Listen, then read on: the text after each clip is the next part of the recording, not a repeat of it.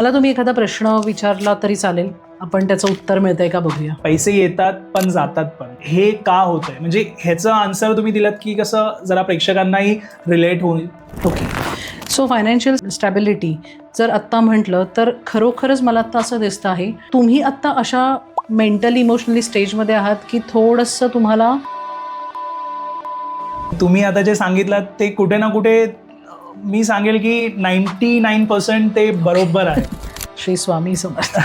श्री स्वामी समर्थ. मला अजून एक प्रश्न आहे. माझी स्पिरिच्युअल जर्नी कशी आहे? माझ्यासाठी स्पिरिच्युअल गायडन्स काही आहे का? ओके.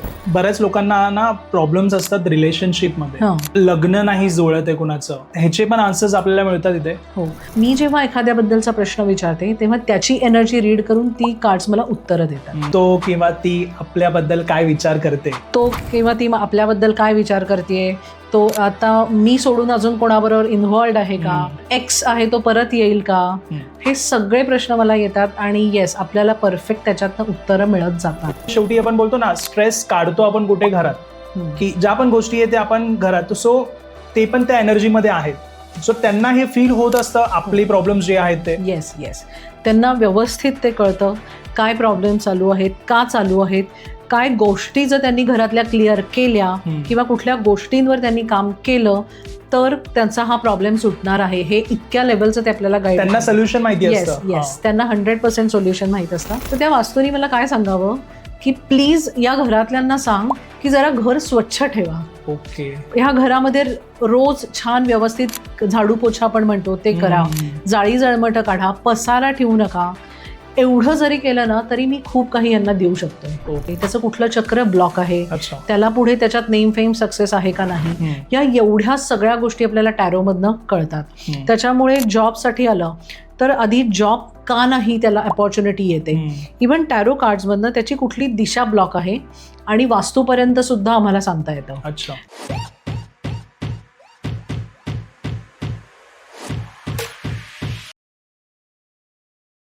नमस्कार मित्रांनो, स्वागत आहे तुमचं अजून एका नवीन पॉडकास्टमध्ये.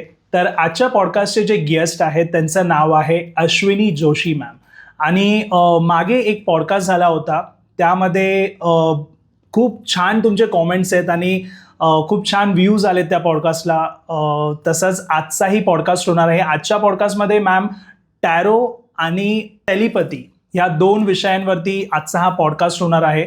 बरेच अनुभव आहेत, बऱ्याच लोकांना त्यांनी त्यातून हील केलं. टेलिपॅथीमध्ये पण तुमचं घर तुम्हाला काय सांगतंय, तुम्ही राहताय, पण काय होतं बऱ्याच वेळा घराची पण एक इच्छा असते, घराला पण काहीतरी तुम्हाला सांगायचं असतं.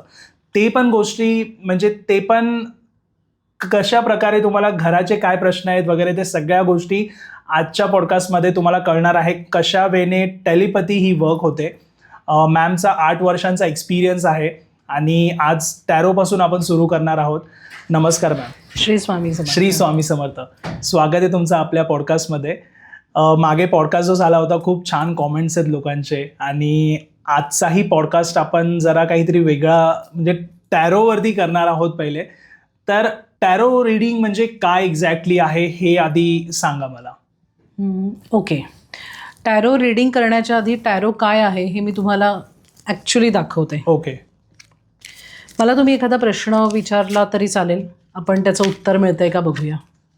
ओके. एक जनरल क्वेश्चन विचारतो जो आपल्या ऑडियन्सलाही आहे आणि मला पण आहे, म्हणजे माझ्या बाबतीत तो घडतोय. जसं फायनान्शियल स्टेबिलिटी आपण जसं म्हणतो, पैसे येतात पण जातात पण, सो हे का होतंय? म्हणजे ह्याचं आन्सर तुम्ही दिलात की कसं जरा प्रेक्षकांनाही रिलेट होईल, तर त्याचं मला आन्सर पाहिजे. ओके, ठीक आहे. आता मला तुमची बर्थ डेट सांगा. 2295.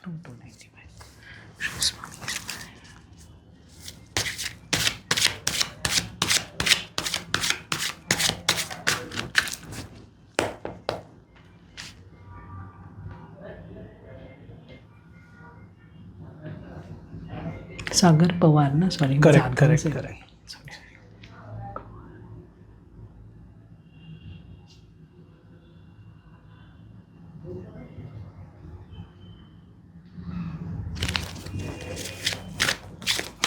सो आपण आता सागरजी आपण बघूया की फायनान्शियल स्टॅबिलिटी ही आत्ता नाही आहे, तर त्याच्यासाठी आपल्याला काय गायडन्स येतोय. ओके,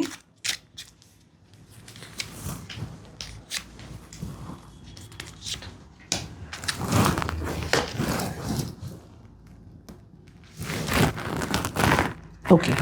सो फायनान्शियल स्टॅबिलिटी जर आत्ता म्हटलं तर खरोखरच मला आत्ता असं दिसतं आहे की तुम्ही आत्ता अशा मेंटली इमोशनली स्टेजमध्ये आहात की थोडंसं तुम्हाला लोक आत्ता जास्त आजूबाजूला नको आहेत, जगापासून थोडंसं डिस्कनेक्ट व्हायची इच्छा आहे आणि इतके तुम्ही मेंटली इमोशनली आत्ता अलूफ झालेले आहात. असं आहे का आत्ता खरंच? करेक्ट. हां, की नको, हा आता मी हे का चालवलंय, मला जर ह्याच्यातनं काही मिळत नाहीये तर मी हे का करू, कशासाठी करू, कोणासाठी करू, आणि हे ह्यातून बाहेर पडायला मी काय करू, आणि त्याच्यासाठी मला माझं एकटं असणं गरजेचं आहे आणि त्याच्यासाठी मला आता लांब जायचं ह्याच्यापासून, असं काहीतरी मनात चालू आहे. येस.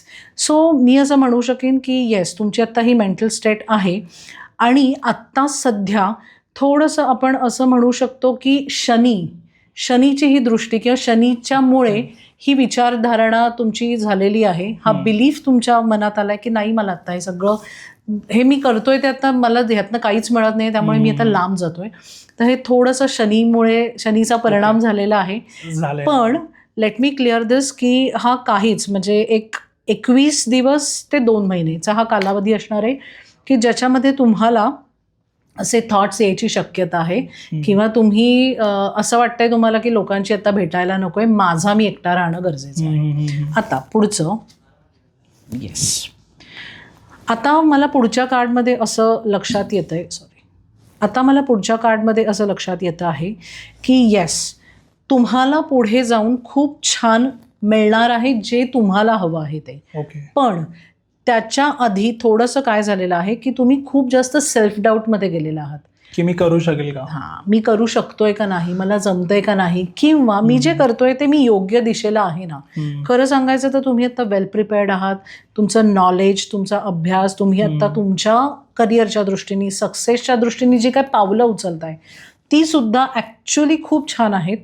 त्याच्यात तुम्हाला एंजेलिक ब्लेसिंग्स म्हणजे आपण म्हणूया की ब्रह्मांडाकडून सुद्धा आशीर्वाद आहेत. ओके, तुम्ही घोड्याला तुमच्या टाच मारलेली आहेत, म्हणजे थोडक्यात तुम्ही आत्ता पुढे जायच्याच बेतात आहात, पण तुम्ही स्वतःच्याच क्षमतांवर आत्ता खूप डाऊट घेताय, असं खरंच आहे. बरोबर आहे. आणि त्याच्यामुळे तुम्हाला पुढे जी मला इथे जी ग्रोथ दिसते, ग्रोथ आहे, स्टेबिलिटी आहे, नेम फेम सक्सेस आहे, ते तुम्हाला दिसत नाहीये आणि म्हणून तुम्ही खूप आत्ता डिस्टर्ब झालेले आहात आणि त्यामुळे तुम्हाला थोडंसं स्वतःला कुठेतरी एकटं राहावं. आपण म्हणतो ना, रूम मध्ये बंद करून घेणं, ककून मध्ये जाणं, शेल मध्ये जाणं, अशी काहीतरी मेंटल स्टेट तुमची झालेली आहे. आता आपण पुढच्या बघूया. येस. सो आता पुढचं कार्ड जे आहे तर ते असं सांगतं आहे की काहीच दिवसांमध्ये किंवा काहीच महिन्यांमध्ये असं होईल की तुम्हाला तुमचा जो काय पाथ आहे की एक्झॅक्टली तुम्ही कुठे गेल्यानंतर तुम्हाला परफेक्ट तुमचा करिअर मिळणार आहे, तुम्हाला दिशा मिळणार आहे, किंवा तुम्हाला असं लक्षात येईल की येस, हे परफेक्ट गोष्ट आहे की जी माझ्यासाठी हीच आवश्यक होती, हे मिळणार आहे. पण त्याच्यासाठी आत्ता मात्र तो जो एक पिरियड आत्ता आयुष्यात चालू आहे तो मात्र असा आहे की थोडंसं शेलमध्ये जाणं, थोडंसं असं वाटतंय की आपण ह्या सगळ्या आभासी दुनियेत, इल्युजनमध्ये आहोत, आभासी दुनियेत आहोत आणि ह्याच्यापासून मला शेलमध्ये जायची गरज आहे. आणि ॲक्च्युली ते बरोबर आहे. थोडंसं तुम्ही इथे मी सजेस्ट करेन की लवकरच there is a transformation in your life. त्याच्यासाठी तुम्ही काय करणं गरजेचं आहे तर सगळ्यात पहिली गोष्ट, सेल्फ डाऊट काढून टाका. स्वतःसाठी तुमचे पॉझिटिव्ह जे काय आपण म्हणतो स्ट्रॉंग पॉईंट्स ते लिहून काढा, त्याच्यावर विश्वास ठेवा. थोडंसं खरंच जगापासून अलूफ होऊन स्वतःवर काम करा. तुम्हाला जे वाटतं की माझ्यामध्ये या निगेटिव्ह गोष्टी आहेत त्या काढून टाकायचा प्रयत्न करा. लवकरच तुम्हाला जे आत्ता वाटतंय की थोडंसं इल्युजन आहे, हे सगळं खोटं आहे, मी सगळं खोटं करतोय, त्याच्यातनं तुम्हाला परफेक्ट मार्ग मिळणार आहे की मला ह्या दिशेला जायचंय का त्या दिशेला जायचंय. ओके. सो आत्ता तुमचं करिअर मला हेच दिसतंय की थोडं तुमच्या दृष्टीने ते स्टक आहे, पण ते स्टक नाही आहे, तर तो तुमच्या सोल लेवलला घेतलेला एक छोटासा मेंटल ब्रेक आहे की माझा जो सोल पर्पज आहे तिथे मला सागरला न्यायचं आहे. Okay okay. आलं लक्षात? तुम्ही जे सांगितलं ते ऍक्च्युली मला ते कनेक्ट झालं. ओके. कारण पॉडकास्ट होत असतात आपले आणि मला ही गोष्ट आधी सांगितली पण होती एकाने. ओके. आणि तुम्ही आता जे सांगितलं ते कुठे ना कुठे मी सांगेल की 99% ते बरोबर आहे. श्री स्वामी समर्थ. श्री स्वामी समर्थ. मला अजून एक प्रश्न आहे.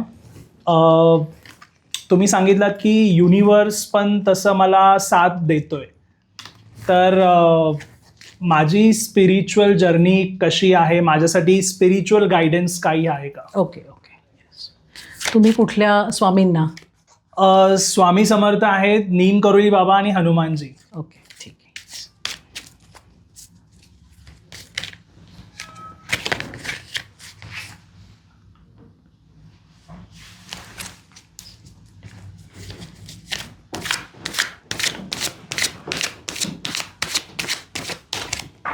कार्ड आलं छान. गुड.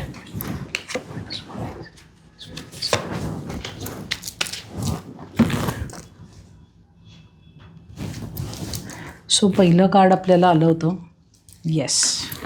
स्पिरिच्युअल जर्नी जर तुमची म्हटली तर तुमच्या सोल लेवलला खरं सांगायचं तर तुम्ही अत्यंत किंग लाईक आपण म्हणतो ना, किंग लाईक क्वालिटीज. एक अथॉरिटिव्ह आहे त्याच्यात, एक विचारी आहेत, म्हणजे एक आपण म्हणूया की थॉटफुलनेस त्याच्यात आहे, एक रॅशनल थिंकिंग आहे, एक नेतृत्व गुण, लिडरशिप क्वालिटी, वेळेला डॉमिनेटिंग क्वालिटी पण आपण म्हणूया की जी राज्याच्या दृष्टीने एखाद्या किंगला आवश्यक असते. ओके.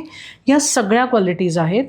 पण परत मला इथे हेच दिसतंय की स्पिरिच्युअल जर्नीमध्ये सुद्धा तुम्ही सोल लेवलला जेव्हा तुमचा जर्नी चालू आहे तिथे सुद्धा तुम्ही परत सेल्फ डाऊटच्या एनर्जीमध्येच जाताय की मला जे लक्षात येत आहे, मला जे समजतंय किंवा मी जे करणार आहे तर ते मी करू शकीन का?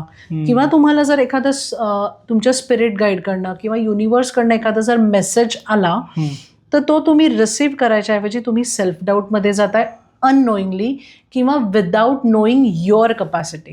म्हणजे जे इंट्युशन्स येतात ते. एक्झॅक्टली. तुम्हाला इंट्युशन्स येत असणार आहेत पण कुठेतरी तुम्ही सेल्फ डाऊटमध्ये असल्यामुळे, स्वतःवर खूप जास्त विश्वास न ठेवत असल्यामुळे तुमच्यामधल्या ज्या क्वालिटीज आहेत ना त्या तुम्हाला दिसत नाही आहेत. आणि खरं तर त्या जर तुम्ही खरंच बाजूला केल्या तर तुमची सोल किंवा तुमची सोल जर्नी ही ग्रोथच्या दिशेने आणि स्पिरिच्युअल अपग्रेडेशनच्या दृष्टीने दिशेने जाणार आहे. ओके. या ह्याच्यात छोट्या छोट्या गोष्टी, ब्लॉकेजेस, अडथळे यायची शक्यता आहे. ओके. पण जेव्हा तुम्ही डिटर्मिन्ड व्हाल, किंगच्या क्वालिटीज काय आहेत? डिटर्मिनेशन. मला युद्ध जिंकायचं म्हणजे जिंकायचंच आहे. तुम्ही जेव्हा डिटर्मिनेशननी जाल तेव्हा छोटे छोटे ऑब्स्टॅकल्स, अडथळे हे सुद्धा इझिली पार करू शकलेले असणार आहात. ओके. आता पुढचा गायडन्स असा आहे की वा, खूपच छान कार्ड आहे. ह्या कार्डमध्ये असं आहे की चाइल्ड लाईक एनर्जी आपण म्हणूया की मूल कसं असतं, पूर्णपणे इनोसेंट, पूर्णपणे ट्रान्सपेरंट, पूर्णपणे गिव्हिंग लेवलला असतं. Giving 100% giving, 100% taking. कुठल्याही प्रकारचा आडपडदा त्याच्यात नसतो. सो ह्या चाइल्ड लाईक एनर्जी थोडक्यात honest, honesty, transparency, clarity, child like energy ह्या लेवलला जेव्हा तुम्ही स्वतःला न्याल तेव्हा हे युनिव्हर्स हे तुम्हाला शॉवर करणार आहे, ब्लेसिंग्स देणार आहे आणि तुमची स्पिरिच्युअल जर्नी स्टार्ट झालेली असणार आहे. ओके. पण मी सांगितलं तसं त्याच्यात सेल्फ डाऊटची एनर्जी नको आहे. त्याच्या आधी तुम्ही तुमच्या स्वतःच्या कपॅसिटीज तुम्ही ओळखलेल्या गरजेच्या आहेत. क्लिअर. आणि नेक्स्ट आहे, हे पण खूप सुंदर कार्ड आलेलं आहे. ह्या कार्डमध्ये की इथे तुमच्यामध्ये अशा कपॅसिटीज आहेत की ज्या तुम्ही समोरच्याला गाईड करू शकता, समोरच्याला एक दिशा दाखवू शकता. तुमच्यामध्ये तो इंटेलिजन्स, ती ऑनेस्टी आणि या सगळ्या गोष्टी आहेत. सो कोणाचा तरी जसं तुम्ही दुसऱ्याला गाईड करू शकणार आहात त्याचबरोबर तुम्ही जर स्वतःसाठी स्पिरिच्युअल गायडन्स घेतला तर उद्या पुढे जाऊन तुम्ही लोकांनाही दिशा दाखवू शकणार आहात. तर त्याच्यासाठी आणि ती जी त्याच्यासाठी लागणारी स्टेबिलिटी, डिटर्मिनेशन आणि तो आपण म्हणूया की तो एक क्लेअरवॉयन्स, ती एक नजर किंवा ते एक अंडरस्टँडिंग, हे सगळं तुमच्यात आहे. फक्त कुठेतरी तुम्हाला त्या स्वतःबद्दलच्या असलेल्या निगेटिव्ह एनर्जीतनं बाहेर येऊन, स्वतःबद्दलच्या निगेटिव्ह एनर्जीतनं बाहेर येऊन स्वतःला ओळखून स्पिरिच्युअल गायडन्स घेऊन तुम्ही चालत राहिला तर ॲक्च्युली तुम्ही सुद्धा स्पिरिच्युअल लेवलला, स्पिरिच्युअल अपग्रेडेशनला पुढे जाणार आहात. ओके. तुमच्या ह्या लास्ट कार्डमधनं मला एक क्लॅरिटी आली पुढच्या लाईफ, म्हणजे पुढे मला काय करायचं आहे. मगाशी तुम्ही जसं म्हणालात की डाऊट आहे, सो मी विचार करत होतो आणि ते ह्या कार्डनी मला आता आन्सर दिला.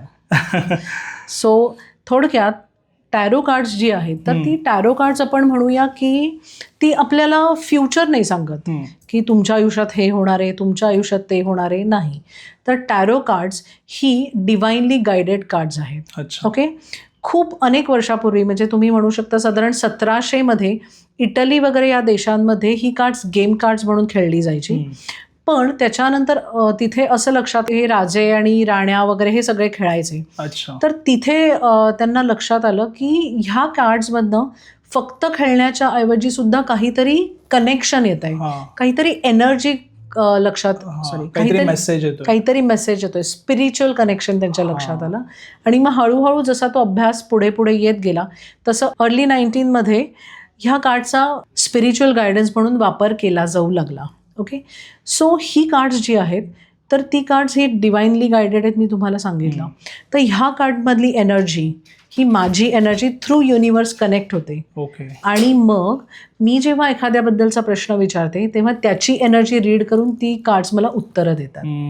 सो ही कार्ड्स आपल्याला फ्युचर नाही सांगत, पण ही कार्ड्स आपल्याला गायडन्स देतात की तुम्ही एखाद्या ठिकाणी उभं आहात आणि तुम्हाला डावीकडे जायचं आहे का उजवीकडे जायचं आहे.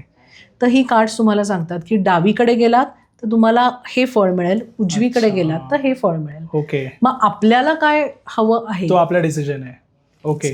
म्हणजे तुम्हाला लाईफमध्ये कुठे तुम्ही जर स्टक झालाय तिथे तुम्हाला समजेल की कोणता ट्रॅक घ्यायचा आहे आपल्याला. एक्झॅक्टली. परफेक्ट. ह्याचे आन्सर्स आपल्याला इथे मिळतील. येस.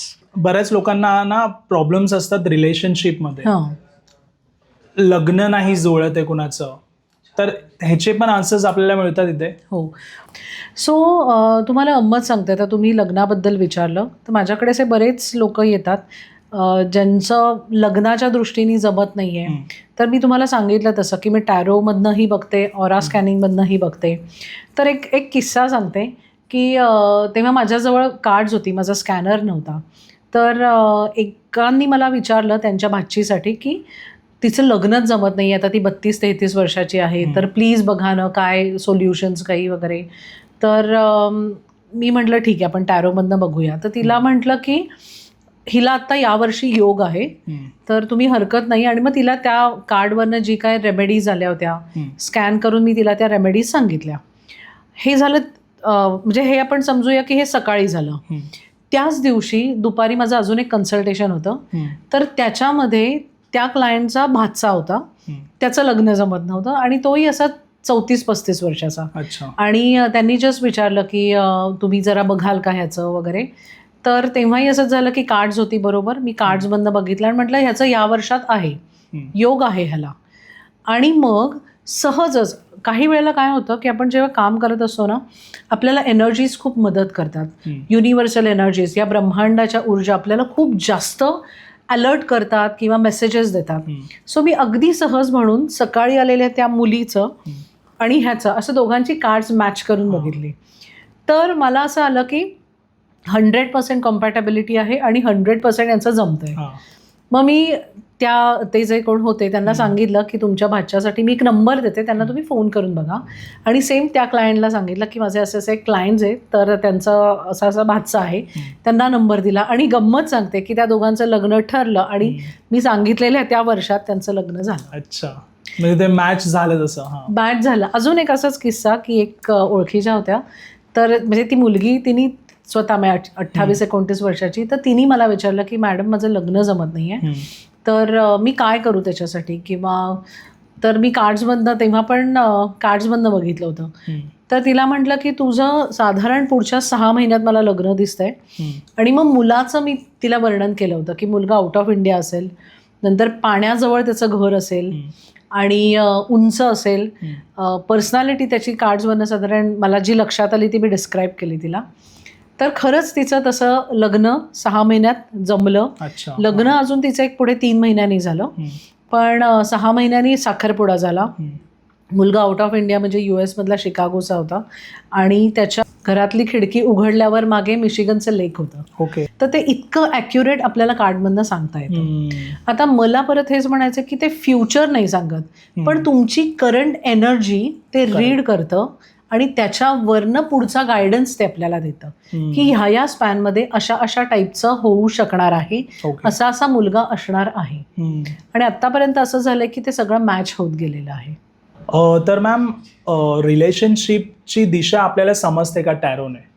हो, तुमचं current relationship, obstacles in relationship, नंतर कोणाला रिलेशनशिपमध्ये कसं पुढे जायला पाहिजे, त्याच्यासाठी काय गायडन्स हवा आहे, हे सगळं आपल्याला टॅरो कार्ड्समधनं समजतं आणि आपण त्याच्यावर त्याप्रमाणे केलं तर आपल्याला खरोखरच त्याचा म्हणूया की फायदा होतो किंवा आपल्याला चेंजेस दिसायला लागतात.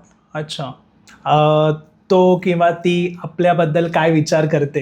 हो, तो किंवा ती आपल्याबद्दल काय विचार करते, तो आता मी सोडून अजून कोणाबरोबर इन्व्हॉल्ड आहे का, नंतर एक्स आहे तो परत येईल का, हे सगळे प्रश्न मला येतात आणि येस, आपल्याला परफेक्ट त्याच्यातनं उत्तरं मिळत जातात. तसंच सोलमेट किंवा ट्विन फ्लेम ह्याच्याबद्दल टॅरो काय सांगतं? सोलमेट किंवा ट्विन फ्लेम ह्याच्याबद्दल टॅरोमधनं थोडक्यात आमच्या भाषेत आम्ही म्हणू की कॉम्पॅटॅबिलिटी, की समोरचा माणूस म्हणजे एक मुलगा आणि एक मुलगी जेव्हा लग्नासाठी एकत्र येतात त्यांची किती कॉम्पॅटॅबिलिटी आहे.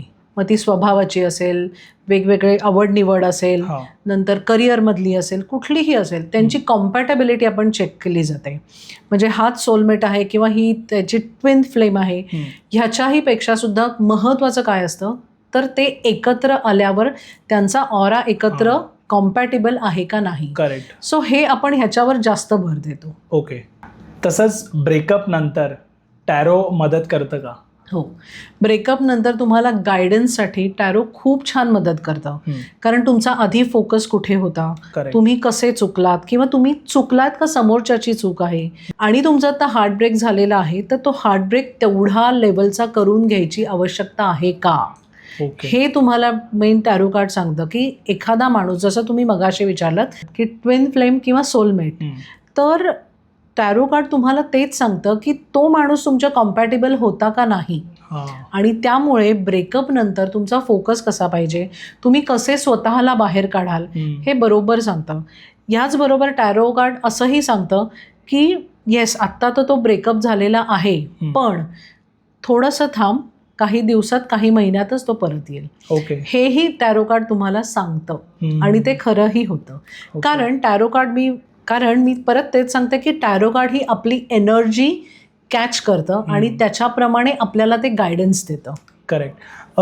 मॅम, मला विचारायचं आहे, जसं करिअरला घेऊन बऱ्याच लोकांना ना प्रश्न असतात की कधी कधी नोकरी चेंज करू की नाही, बिझनेस स्टार्ट करायचा की नाही, ह्यामध्ये टॅरो कसं मदत करतं? हो, आपल्याकडे जेव्हा आम्ही टॅरो कार्ड्स काढतो तेव्हा कुठल्या नंबरचं कार्ड आलेलं आहे, त्याच्यामध्ये एलिमेंट कुठला आहे, त्याचं कुठलं चक्र ब्लॉक आहे, त्याला पुढे त्याच्यात नेम फेम सक्सेस आहे का नाही, या एवढ्या सगळ्या गोष्टी आपल्याला टॅरोमधनं कळतात. त्याच्यामुळे जॉबसाठी आलं तर आधी जॉब का नाही त्याला अपॉर्च्युनिटी येते. इव्हन टॅरो कार्ड्समधनं त्याची कुठली दिशा ब्लॉक आहे आणि वास्तूपर्यंत सुद्धा आम्हाला सांगता येतं. अच्छा. त्यामुळे ती जॉब अपॉर्च्युनिटी त्याच्याकडे काय येत नाहीये, नक्की ब्लॉकेजेस कुठे आहे, नंतर जॉब अपॉर्च्युनिटी येण्याच्या दृष्टीने त्यांनी काय करायला हवं आहे, किंवा त्याचं चक्र कुठलं ब्लॉक आहे ते क्लिअर केल्यानंतर ती अपॉर्च्युनिटी येणार आहे. आणि त्याचबरोबर ती नोकरी त्याला केव्हा मिळणार आहे, तो टाइम स्पॅन सुद्धा आपल्याला टॅरो कार्डमधनं सांगता येतो. अच्छा. ओके. म्हणजे तुम्हाला दिशा समजून जाते की लाईफमध्ये तुम्हाला काय योग्य आहे करण्यासाठी, पण आफ्टर ऑल आपलं चॉईस आहे आणि आपण काय डिसाईड करतोय लाईफ कशी जगायची ते. तसंच मॅम, तुम्ही सांगितलात की टेलिपथीचा पण तुमचा अभ्यास आहे आणि टेलिपथीमध्ये तुम्ही प्राण्यांशी, झाडांशी संवाद करतात, त्यांना काय फील होतंय ते तुम्हाला माहिती पडतं. सो हे कसं वर्क होतं ते जरा सांगा. खरं सांगू का की आपल्या सगळ्यांमध्ये ही टेलिपॅथिक कम्युनिकेशनची ॲबिलिटी आहे. ओके. फक्त आपल्याला ती डेव्हलप करायची आवश्यकता असते. आधी सगळ्यात पहिली गोष्ट की मला हे जमू शकेल यावर आपला विश्वास नसतो आणि त्याच्यानंतर आवड, इच्छा तेथे मार्ग असं मी म्हणेन. त्यामुळे एकदा जर तुम्ही ठरवलं की मला हे अशा गोष्टी करायच्या आहेत, टेलिपॅथिक कम्युनिकेशन. आता असं बघा की बरेचदा होतं की आपण एखाद्या माणसाचा विचार करतोय आणि त्या माणसाचा मेसेज येतो, त्या माणसाचा Correct. फोन येतो. हां. हे काय आहे? हे टेलिपॅथिक कम्युनिकेशन आहे. ओके. हां. ओके. किंवा एखाद्या आईचा मूल हे परदेशात आहे आणि ती थोडीशी अस्वस्थ झाली आहे की तिला असं त्याची खूप आठवण येते. तर अशा वेळी असं समजून घ्या की तिकडे ते मूल काहीतरी प्रॉब्लेममध्ये आहे ज्याच्यामुळे आई इकडे अस्वस्थ झाली, कारण ती नाळ जोडलेली. बरोबर. तर हे this is nothing but the telepathic communication. अच्छा. त्यामुळे आपल्याला ही ॲबिलिटी आहे की आपण केव्हाही कुठेही कुठल्याही सजीवाशी किंवा इव्हन मी म्हणेन निर्जीव गोष्टीशी सुद्धा आपण कनेक्ट होऊ शकतो आणि त्यांचे आपल्याबद्दलचे काय विचार आहेत किंवा त्यांची काय एनर्जी आहे ही आपण समजून घेऊ शकतो. ओके. प्राण्यांशी आपण कम्युनिकेट करू शकतो, झाडांशी आपण कम्युनिकेट करू शकतो आणि त्याचबरोबर आपण वास्तूशी सुद्धा कम्युनिकेट करू शकतो. आता मी जेव्हा वास्तू कन्सल्टेशन्सला जाते तर तेव्हा काही वेळेला मला असा मेसेज येतो की ह्या वास्तूशी थोडंसं आधी बोल आणि मग जा. मग मी कन्सल्टेशनच्या आधी त्या वास्तूशी थोडंसं बोलते. म्हणजे एक अनुभव सांगते, खूप असा गंमतशीर अनुभव आहे की मी त्या ठिकाणी जाणार होते वास्तू कन्सल्टेशनसाठी. तर थोडंसं मला असं वाटलं की त्या वास्तूशी आपण आधी कम्युनिकेट करावं. जरा जुनी वास्तू होती, त्या वास्तूशी बोलावं असं मला एक मेसेज आला आणि त्याच्यामुळे मी त्या वास्तूशी बोलले, कारण ती जरा जुनी वास्तू होती. तर त्या वास्तूने मला काय सांगावं की प्लीज या घरातल्यांना सांग की जरा घर स्वच्छ ठेवा. ओके. ह्या घरामध्ये रोज छान व्यवस्थित झाडू पोछा आपण म्हणतो ते करा, जाळी जळमटं काढा, पसारा ठेवू नका. एवढं जरी केलं ना तरी मी खूप काही यांना देऊ शकतोय. ओके. सो म्हणजे मला हे खूप गंमत वाटली. एक जण घर तसं नीट नाही ठेवत. हां, एक्झॅक्टली. आणि खरंच मी जेव्हा त्या घरामध्ये गेले ना तर ती बिल्डिंग पण खूप जुनी होती. बाहेरच्या साईडला सुद्धा असं वाटत होतं की काही वेळेला तर ती जाळीची दारं असतात. ओके. तर तिथे सुद्धा ते साफ केलेलं नव्हतं, तिथे सुद्धा खूप धूळ होती, जळमटं होती. सो वास्तूला सुद्धा हे नाही आवडत, कारण वास्तू पण आपल्याला द्यायलाच आहे. वास्तू ती पण शेवटी एक एनर्जी आहे. एक्झॅक्टली. सो ती एनर्जी आपण जेवढी पॉझिटिव्ह आणि छान ठेवू तेवढं आपल्याला मिळत जातं. बरोबर. सो असेही अनुभव आहेत. आणखीन एक अनुभव मी सांगते की म्हणजे खरं तर मी वास्तूशी नव्हते कनेक्ट होणार, मी हिलिंग्स पण लोकांना देते. तर मी एका मुलीला हिलिंग देत होते, जरा ती काही ट्रॉमास तिच्यामध्ये होते तर ते काढण्यासाठी. तर ते हिलिंग देताना मी कळत नकळतपणे तिच्या वास्तूशी कनेक्ट झाले आणि वास्तूशी कनेक्ट तर झालेच, पण त्याचबरोबर त्या घरामध्ये मला एक कुत्रा पण दिसला. ओके. आणि त्या कुत्र्याने मला सांगितलं की आत्ता ती ज्या काय प्रॉब्लेममधनं जाते तर तिचे बाबा या घरात आहेत आणि ते तो प्रॉब्लेम सॉल्व्ह करायचा प्रयत्न करतायत असं त्या कुत्र्याने मला सांगितलं. तर मी म्हटलं ठीक आहे असेल, आणि मग मी हिलिंग वगैरे दिलं आणि मग नंतर तिच्या आईशी बोलले, रादर तिच्या मावशीशी बोलले. तर तिने मला असं सांगितलं की त्यांच्याकडे आत्ता मी ज्या रंगाचा कुत्रा पाहिला तो नव्हताच, तो नाहीच आहे आत्ता. तर मग मलाही लक्षात नाही आलं की असं का, कारण मेसेज मिळाला याचा अर्थ नक्कीच काहीतरी आहे. तर मग असं लक्षात आलं की त्यांच्या घरामध्ये बाहेरची कुत्री सुद्धा असायची, तर त्यातला एक ह्या रंगाचा कुत्रा होता जो 1 वर्षापूर्वी गेला होता, पण तोही तिथे होता. आणि त्यांनी मला सांगितलं की तुम्ही हिला हिलिंग देताय, पण हिचे बाबा सुद्धा हिला जस्टिस, न्याय मिळवून देण्यासाठी झटतायत, की ज्यांचं पण काही वर्षांपूर्वी निधन झालेलं होतं. ओके. सो असेही काही मेसेजेस येतात की जे म्हणजे आपल्याला असं वाटतं की आपण लोकांना मदत करतोय, छान काम आपल्या हातनं होतंय. बरोबर. असंही असतात ते. आपल्या घरामध्ये कुत्रे, मांजर हे असतात, सो ह्यांचं पण एक फिलिंग असते. म्हणजे घरामध्ये जी सिच्युएशन चालू आहे, कोणाची फायनान्शियल प्रॉब्लेम्स आहेत, कोणाला जॉब नाही लागत आहे, पण ते घरामध्ये शेवटी आपण बोलतो ना स्ट्रेस काढतो आपण कुठे घरात, की ज्या पण गोष्टी आहेत त्या आपण घरात, सो ते पण त्या एनर्जीमध्ये आहेत. सो त्यांना हे फील होत असतं आपली प्रॉब्लेम्स जे आहेत ते. येस. त्यांना व्यवस्थित ते कळतं काय प्रॉब्लेम चालू आहेत, का चालू आहेत, काय गोष्टी जर त्यांनी घरातल्या क्लिअर केल्या किंवा कुठल्या गोष्टींवर त्यांनी काम केलं तर त्यांचा हा प्रॉब्लेम सुटणार आहे, हे इतक्या लेवलचं ते आपल्याला गाईड, त्यांना सोल्युशन माहिती असतं. येस, त्यांना 100% सोल्युशन माहीत असतं. मी अजून एक म्हणजे एकदा एका बुबूलाच कनेक्ट झाले होते, तर तेव्हा त्यांनी असं सांगितलं की इथे ना जो तो स्वतःचं म्हणणंच पुढे दामटवत असतो, कोणी कोणाचं ऐकून घेत नाही आणि कोणी कोणाप्रमाणे एकमेकांना समजून घेत नाही, आणि त्याच्यामुळे यांना फायनान्शियल प्रॉब्लेम्स आहेत. जो तो स्वतंत्रपणे वागत असतो. आणि गंमत असं सांगते की ते जे बुबू असतं किंवा जे कोण प्राणी असेल, तो त्या एखाद्या माणसाचा एक स्वभाव कॅप्चर करतं. जर एखादा माणूस, म्हणजे मी ज्या कुत्र्याशी कनेक्ट झालेले होते, तर त्यांच्या घरामध्ये त्यांची आई, ती जी आई होती, त्यांना ते दादा, ताई, आई, काका, काकू असं काहीतरी हाक मारतात. ती खूप फटकळ होती बोलायला, अशी आपण म्हणतो ना थाडफाड होती. तर ते कुत्रं पण माझ्याशी तसंच बोलत होतं. कळलं ना तुला, मग कशाला प्रश्न विचारतेय, अशा टाईप. तर मला ते कळत होतं की त्यांनी एका कुठल्या तरी घरातल्या माणसाचा तो स्वभाव घेतलेला आहे. मग तोच मला सांगत होता की हे सगळे एकमेकांची अगं असेच वागतात, हे असेच बोलतात, कोणी कोणाला समजूनच घेत नाही, स्वतःच म्हणणं दामटवत असतात. कसं येणार आहे मग फायनान्शियल स्टेटस त्यांच्याकडे, पैसा कसा येणार आहे असं. सो अशाही काही गमती जमती आन्सर दिलं तुम्हाला. अशाही गमती जमती असतात की ज्या आपल्याला म्हणजे आधी वियर्ड वाटतात, पण त्या खऱ्याही असतात. ओके. तसंच आता तुम्ही प्रत्येक म्हणजे प्राण्यांसोबत कनेक्ट होऊन त्यांचा आन्सर तुम्ही सांगता, म्हणजे त्यांना जे फील होतंय. तसंच तुम्ही झाडांबद्दल पण म्हणजे मला सांगा, तुम्ही सांगितलं की झाडांना पण तुम्ही त्यांच्यासोबत कनेक्ट होऊन त्यांना जे फील होतं ते सांगता. सो हे कसं? जसं मी म्हटलं की आपण प्रत्येक सजीव गोष्टीशी कनेक्ट होऊ शकतो, तर झाडांमध्ये तर जीव असतोच. सो झाडांशी आपण खूप छान कनेक्ट होऊ शकतो.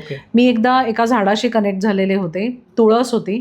तर तिला विचारलं की तू इथे कम्फर्टेबल आहेस का, किंवा इथे तुला कसं वाटतंय.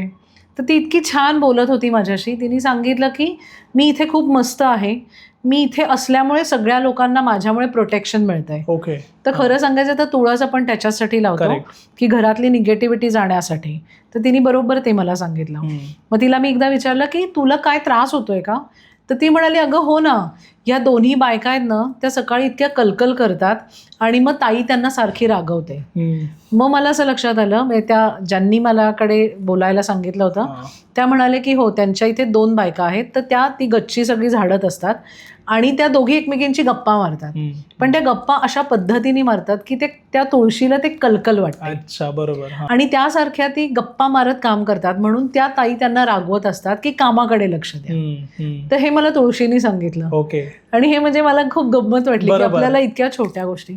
किंवा आणखीन एक सांगते, आणखीन एक पेरूच्या झाडाशी मी कनेक्ट झाले होते. तर ते पेरूचं झाड आहे ना, तर तेव्हा ते मला म्हणालं की मी थोडासा उदास आहे, कारण मागच्याच वर्षी खूप पाऊस पडला होता आपल्या इथे. जवळजवळ मे पासून जो पाऊस सुरू झाला, लॉंग होता. बरोबर. तर त्या ऑलमोस्ट नोव्हेंबर, म्हणजे 6-7 महिने तर पाऊसच होता. तर त्या पेरूच्या झाडाने सांगितलं की मी ना या पावसाला इतका कंटाळलोय, कारण कोणी माझ्या इथे आता येतच नाही. तर असं लक्षात आलं की ते पेरूचं जे झाड होतं ते कोणाच्या तरी बागेत होतं, आणि त्याला असं म्हणायचं होतं की कोणी माझ्यापाशी येत नाही, याचा अर्थ पक्षी येत नाहीत माझ्यापाशी, मुलं खेळायला येत नाहीत, आणि त्यामुळे मला खूप कंटाळा आलाय. आणि माझ्या इतका तो पाऊस झाला, इतकं ते पाणी पाणी पाणी, की माझं जे खोड आहे ते आता लालसर गुलाबी होत चाललंय आणि मला मुंग्या लागल्यात. तर ते खरंच तसं झालं होतं की त्या पेरूच्या झाडाची साल निघायला लागली होती. म्हणजे बऱ्यापैकी वरपर्यंत ते साल निघून आलं होतं, आणि ॲक्च्युली त्याला पेरू येणं बंद झालं होतं. म्हणून त्यांनी जस्ट विचारलं होतं की तुम्ही जरा बघा की काय प्रॉब्लेम आहे. तर खरं सांगायचं तर झाडंही उदास होतात, त्यांनाही जाणवतं, आणि त्याच्यामुळे ते जे काय फळं फुलं देणार असतील तर ते त्यांचं बंद होतं. तर असे बरेच अनुभव शेवटी त्यांना फील होतं. आणि त्या पावसामुळे ह्या सगळ्यांनी, आपण जसं बोलतो की झाड हे एकाचं घर आहे, म्हणजे प्राण्यांचं, परत लहान मुलं वगैरे तिथे खेळतायत. सो स्वतःला तो एक शेल्टर समजतो. एक्झॅक्टली. की मी लोकांना सांभाळतोय, आणि पावसामुळे ह्या सगळ्या प्रॉब्लेममुळे हा इश्यू आला. एक्झॅक्टली. सो म्हणजे झाडं असू देत, प्राणी असू देत, वास्तू असू देत, तितक्याच एनर्जीनी ते आणि तितक्याच पोटतिडकीने ते आपल्याला सांगत असतात आपल्या कल्याणासाठी, आपलं चांगलं होण्यासाठी. बरोबर. त्यामुळे हे खूप छान अनुभव आहेत आणि इंटरेस्टिंग काही वेळेला काही केसेस असे असतात की इंटरेस्टिंग असतात. बरोबर. वास्तू बद्दल मला जरा विचारायचं, तुम्ही वास्तू पण पाहता आणि वास्तू विजिट्स वगैरे बरेच केल्या तुम्ही. वास्तू जेव्हा आपल्या लक्षात येते की वास्तू कन्सल्टंटला मला बोलवायचं आहे, तेव्हा ना एक सगळ्यांच्या डोक्यात एक गोष्ट येते की आता मला घरामध्ये चेंजेस करावे लागणार, कलर चेंज करावा लागणार, नाही तर भिंत पाडावी लागेल. तर तुमची काय पद्धत आहे जेव्हा तुम्ही वास्तू विजिटला जाता तेव्हा? ओके, सगळ्यात पहिली गोष्ट मी सांगितलं तसं की मी थोडंसं आधी वास्तूशी बोललेली असते की तिला काय हवं आहे. आपल्याला भल्या खूप गोष्टी हव्या आहेत, पण वास्तूला काय हवं आहे. सो थोडंसं ते कम्युनिकेशन झाल्यामुळे थोडं मला सोपं जातं. त्याच्यानंतर मी घरात गेल्यानंतर मी काही गोष्टी स्कॅन करते. जेव्हा मी क्लायंटशी बोलते तर तेव्हाच माझ्या लक्षात आलेलं असतात की काही ट्रॉमाज त्याला आहेत, काही चाइल्डहुड ट्रॉमाज आहेत, काही पोस्ट मॅरेज ट्रॉमाज आहेत किंवा आणखीन काही ट्रॉमाज. सो असे ट्रॉमाज जेव्हा असतात तर तेव्हा त्याच्याशी रिलेटेडच प्रॉब्लेम झालेले असतात. कारण काही पिक्युलर ट्रॉमाज असे असतात की ती दिशा आणि ते ट्रॉमा हे परफेक्ट तसेच मॅच होतात आणि असे ट्रॉमाज हे लहानपणापासून त्यांनी कॅरी फॉरवर्ड केलेले असतात. त्याच्यामुळे माझा किंवा आम्ही जे करतो तर आम्ही जो प्रॉब्लेम आहे ना, नेमका प्रॉब्लेम तेवढाच आम्ही सॉल्व्ह करतो. कारण आम्ही सगळी जिथे काय एनर्जी जमलेली आहे, सो आम्ही काय करतो की त्याचा जो नेमका प्रॉब्लेम आहे त्याच्यावर आम्ही पहिलं काम करतो. ओके, आम्ही प्रत्येक गोष्ट म्हणजे घरात गेलं की हे पाड ते पाड, नंतर कलर चेंज कर असं खूप सांगत नाही. पहिला त्याचा प्रॉब्लेम सॉल्व्ह करायचा असतो आणि जिथे कुठे एनर्जी इम्बॅलन्स आहे तेवढीच फक्त बॅलन्स करतो. कारण काय होतं की प्रत्येक क्लायंट त्याच्या घरामध्ये 5 वर्ष, 10 वर्ष, 15 वर्ष, 25 वर्ष राहिलेलं असतं. बरोबर. सो अशा वेळी त्या एनर्जी सेट झालेल्या असतात. सो अशा सेट झालेल्या एनर्जीजना आपण कधी एकदम हलवत नाही, डिस्टर्ब नाही करत. येस, कारण त्या डिस्टर्ब नसतात करायच्या. पण येस, ज्या गोष्टीचा त्याला प्रॉब्लेम येतोय याचा अर्थ तिथली सेट झालेली एनर्जी सुद्धा खूप इम्बॅलन्स झाली आणि त्याचा त्याच्या आयुष्यावर परिणाम होतोय, इम्पॅक्ट पडतोय. आणि म्हणून आम्ही अशा वेळी ती एनर्जी आम्ही सेट करतो, बॅलन्स करतो आणि तेवढ्याच गोष्टीपुरतं आम्ही काम करतो. ओके मॅम, ऑरा स्कॅनिंग बद्दल तुम्ही जसं त्याचे क्लासेस पण घेता, बरेच आपले प्रेक्षक आहेत ज्यांना इंटरेस्ट आहे जाणून घ्यायला क्लासेस बद्दल. सो त्यांना प्लीज क्लासेस बद्दल तुमच्या सांगा, म्हणजे ज्यांना इच्छा आहे ते जॉईन करतील तुमचे क्लासेस. येस, सो ऑरा स्कॅनिंगचे मी क्लासेस घेते. साधारण आपले 13 ते 14 सेशन्स असतात, 12, 13 किंवा 14 डिपेंडिंग अपॉन आपला काही वेळेला क्लास किती लांबतोय, काही आपण किती प्रॉब्लेम सॉल्व्ह करतो आहे, अशा याच्यावर ते 12 ते 14 क्लासेस मी जनरली सांगते. मग काही वेळेला एक दिवसाआड तो क्लास असतो किंवा सलग 14 सेशन्स असतात. ते आपण जेवढे स्टुडंट्स असतात त्यांच्या कन्व्हिनियन्सप्रमाणे ठरवतो. ह्या ऑरा स्कॅनिंगमध्ये मी त्यांना good energy, bad energy, aura positive, negative, chakra balancing, astrology chart, प्लॅनेटचा चार्ट, नंबर्स, न्यूमरॉलॉजी, कलर्स तुम्हाला कुठले सूट आहेत, नंतर तुमचं इष्टदेवता कोण आहेत, क्रिस्टल्स, जेमस्टोन्स, या सगळ्याबद्दल. आणि त्याच्याचबरोबर आपल्याला 3 दिवसाचा वास्तूचा क्लास असतो. सो एवढं सगळं मी त्याच्यात शिकवते. म्हणजे क्लास होता माझे बरेचसे स्टुडंट वास्तू कन्सल्टंट म्हणून काम करायला सुरुवात करतात. मला रोज म्हणजे असे मेसेजेस येतात की थँक्यू मॅम, की तुमच्यामुळे आमचं एक अर्निंग सुरू झालं किंवा आम्हाला कॉन्फिडन्स झाला, आम्ही आमच्या घराला ठीक केलं, आमच्या फॅमिलीला ठीक केलं. आणि एवढंच नाही तर माझ्याकडे आता क्लायंट्स यायला सुरुवात झालेली आहे आणि एक नवीन बिझनेस पण स्टार्ट झाला आणि एक नवीन त्यांना ओपनिंग मिळतं. सो ह्या गोष्टी आपल्याला सुरू होतात. आणि कसं असतं की मी नेहमीच म्हणते की आपल्याला काही प्रॉब्लेम आले की आपण ॲस्ट्रॉलॉजरकडे जातो, न्यूमरॉलॉजिस्टकडे जातो, हीलरकडे जातो, डॉक्टरकडे जातो. म्हणजे वेगवेगळ्या ठिकाणी आपण प्रत्येक ठिकाणी वेगवेगळे पैसे देत असतो. माझं म्हणणं असतं की तुम्हीच स्वतः ऑरा स्कॅनिंग शिका, स्वतःचे प्रॉब्लेम्सचा रूट कॉज स्वतःच ओळखायला शिका आणि स्वतःच तो सॉल्व्ह करायला शिका. आम्ही त्याच्यात रेमेडीज, सोल्युशन्स हे सगळं शिकवतो. त्यामुळे आपले प्रॉब्लेम्स आपणच ओळखायचे आणि आपणच त्याच्यावर काम करायचं आणि सोडवायचंय. म्हणजे प्रत्येक घरामध्ये जरी एक जण ऑरा स्कॅनिंग शिकला तो त्याच्या फॅमिली मेंबरला प्लस त्याचे फ्रेंड्स पण जे असतील त्याच्या नियर बाय एरियाजमध्ये जे राहणारे त्यांचे प्रॉब्लेम तो सॉल्व्ह करू शकतो. Yes.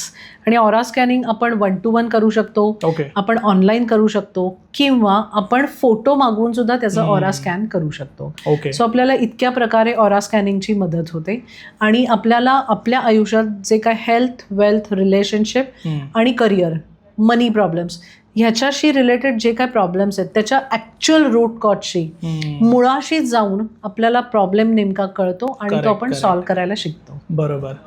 Thank you so much ma'am. मी तुमचा नंबर मेन्शन करतो डिस्क्रिप्शनमध्ये. ज्या प्रेक्षकांना आपल्या जॉईन करायचे क्लासेस ते तुम्हाला कॉन्टॅक्ट करतील आणि ज्यांना ह्या प्रॉब्लेममधनं हील व्हायचं आहे नाहीतर टेलिपॅथीबद्दल जाणून घ्यायचं आहे, त्यांच्या घरची एनर्जी चेक करायची आहे, ते पण तुम्हाला कॉन्टॅक्ट करतील. So thank you so much. खूप बरं वाटलं तुम्ही इतकी छान माहिती आपल्या प्रेक्षकांना दिली. तुम्हाला हा पॉडकास्ट आवडला असेल तर लाईक, शेअर आणि चॅनलला सबस्क्राईब नक्की करा. धन्यवाद. थँक्यू.